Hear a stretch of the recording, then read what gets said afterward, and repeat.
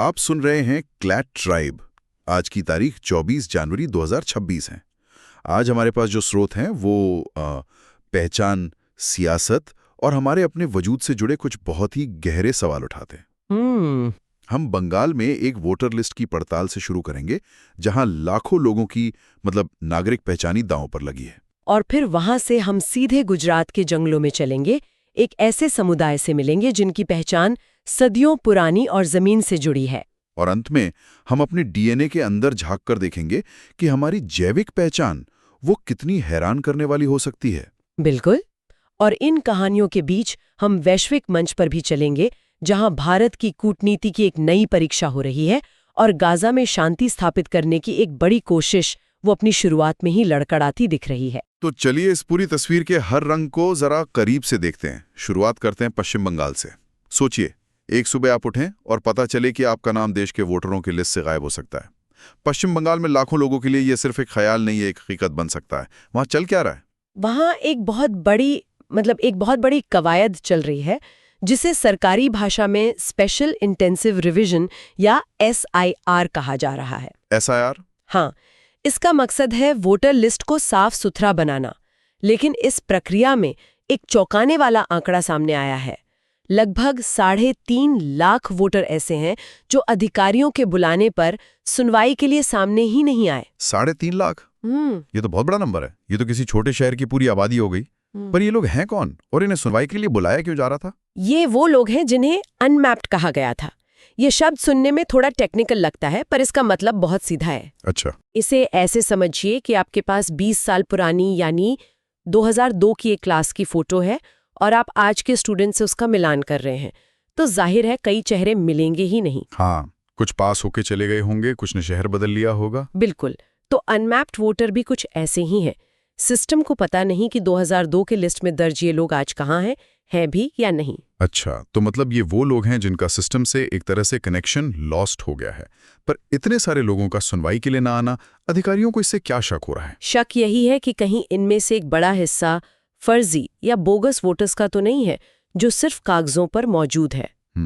इसी वजह से चुनाव आयोग ने सुनवाई की आखिरी तारीख 7 फरवरी तक बढ़ा दी है, ताकि जो असली लोग हैं और किसी वजह से नहीं आ पाए, उन्हें एक और मौका मिल सके। लेकिन इस पूरी प्रक्रिया की रफ्तार पर मैंने पढ़ा नोबेल पुरस्कार विजेता अमर्त्य सेन ने बहुत गहरी चिंता जताई है। हाँ बिल्कुल, उनका कहना है कि ये काम बहुत ज्यादा जल्दबाजी में हो रहा है। उनकी चिंता का असल आधार क्या है? क्या वो कह रहे हैं कि इस सफाई के चक्कर में कहीं असली लोगों के नाम ही ना कट जाएं? बिल्कुल यही। सोचिए, राज्य में चुनाव सिर पर हैं और ऐसे में अगर लाखों लोगों की नागरिकता की पहचान पर ही सवाल खड़ा हो जाए, तो ये उनके वोट देने के लोकतांत्रिक अधिकार पर सीधा हमला है ना? सही बात है। उनका तर्क है कि ऐसी प्रक्रिया के लिए बहुत समय, सावधानी और संवेदनशीलता की जरूरत होती है, जो उन्हें इस मामले में नजर नहीं आ रही। और इस पूरी कहानी में एक और परत है जो शायद सबसे ज्यादा परेशान करने वाली है, और वो महिलाओं से जुड़ी है। एक स्टडी में कुछ ऐसा मिला है जो हमारे सिस्टम की एक बड़ी खामी को उजागर करता है। हाँ, सबर इंस्टीट्यूट की एक स्टडी ने पाया कि जिन महिला वोटरों के नाम लिस्ट से हटाए गए, उनमें से 44% के नाम हटाने का कारण परमानेंटली शिफ्टेड यानी स्थायी रूप से कहीं और चली गई बताया गया। 1 मिनट, 44%? ये तो बहुत बड़ा आंकड़ा है। क्या इसका सीधा सीधा मतलब ये है कि हमारा सिस्टम शादी जैसी एक सामान्य सामाजिक प्रक्रिया को भी ठीक से हैंडल नहीं कर पा रहा? मतलब शादी के बाद एक महिला का घर बदलता है और सिस्टम में उसकी पहचान ही खो जाती है। आपने बिल्कुल सही नस पकड़ी है।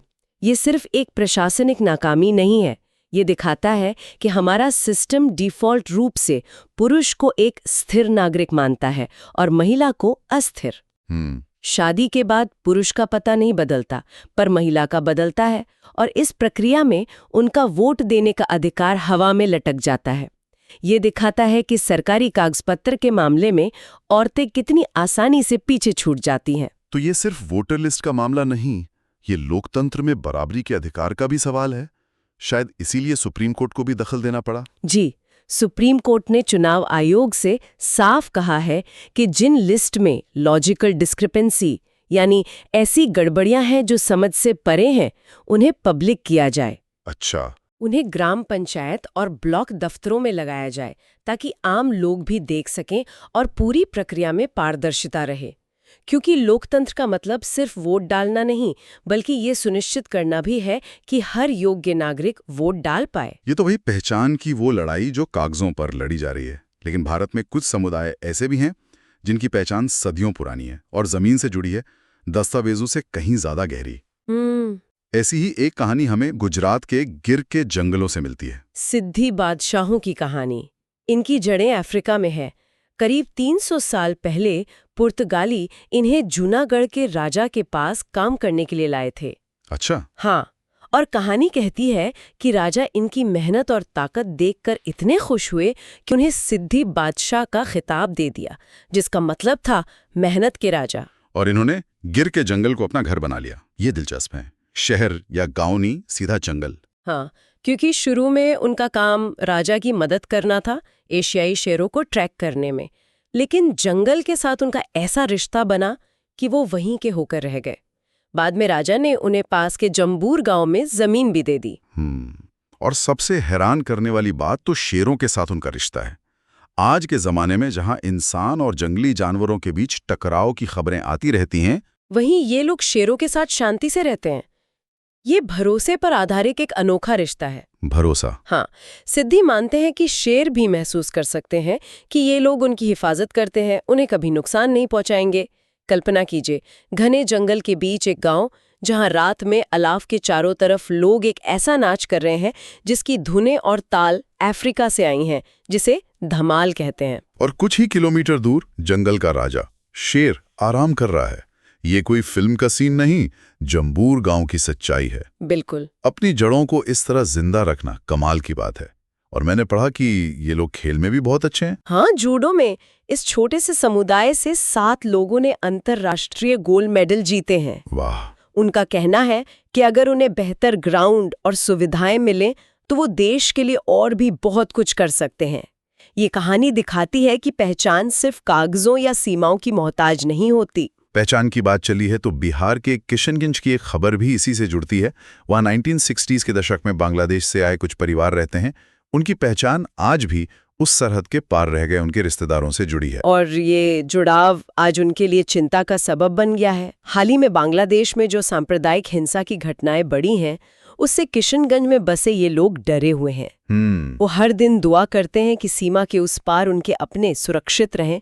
ये हमें याद दिलाता है कि नक्शे पर खींची लकीरें देशों को तो बांट देती हैं, पर दिलों के रिश्ते और चिंताएं नहीं बांट पाती।